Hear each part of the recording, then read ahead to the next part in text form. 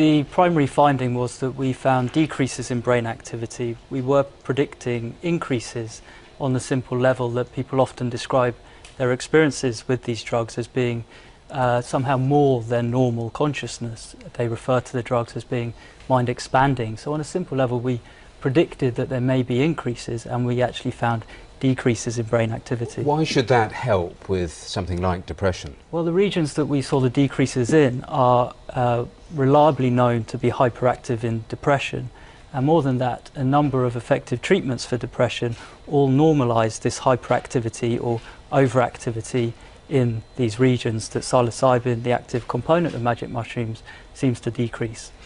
How does it actually work, do you think? And does it work in a different way to antidepressants that are used to combat this current? It may work in a similar way in terms of the drug itself mimics the action of a naturally occurring brain chemical called serotonin, and we know that serotonin is tightly linked to mood.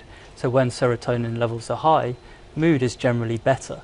And so psilocybin is a drug which stimulates the serotonin system, potentially in a similar way to some extent to antidepressants. Now, these drugs are illegal, and one remembers Professor David N. I mean, it got so many headlines at the time. He was sacked by the former Home Secretary for his advice, saying that ecstasy and LSD were less harmful than alcohol. Should perhaps people view this in the context that there is someone perhaps who just generally wants less regulation of some of these drugs?